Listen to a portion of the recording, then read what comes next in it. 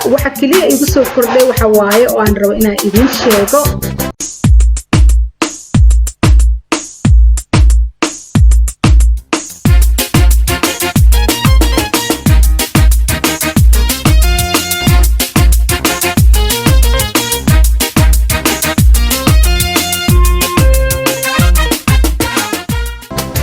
qaybta waa in salaam ku soo dhawaada channelkay dhammaan dadkii hore la socday dadka dhammaantiin soo dhawaada weegan waxa kala 25 weeks waxaana la kulmay xagga jirka waxyaalaha aan soo sheego oo dhan horta waa la kulmay oo ah dhabar xanuunkii lagu xanuunka la jeexa lagu xanuunka waxa keenaya istaag badan isleeyahay dhabar xanuunka calooshiyo soo weynaata culays badan oo iga saaran xagga dhabarka hurdo la'aan oo igu dhacdo maadaama caloosha sii weynaatay si fiican ma seexan karo inkastoo haysto barkinta naaga uurka laga tolgalo oo ku caawinayso inaad si fiican u seexato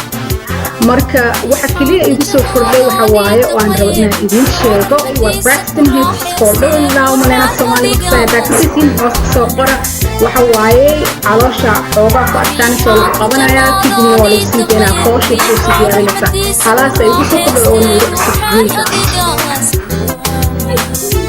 haddana waxaa idin tusinayaa caloosheeda intee la egtahay fiirsada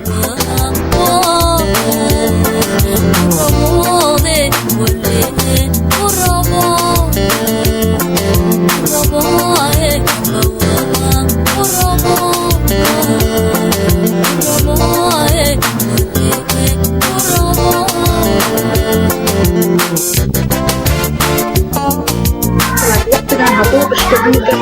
waa badbaadadiisa macnaheedu banaanka ku badbaado way badan tahay chancekiisa marka sawir hadda nin soo gelina intuu la egyahay fiirsada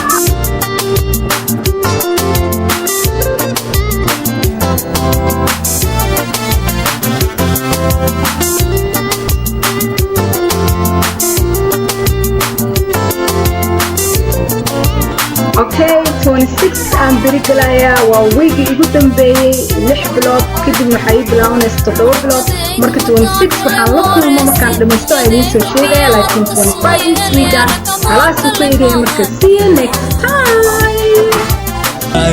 xulkii quruxda tahay miyay xubiyay cid kale macaan ku xaqiiri kartaa macaan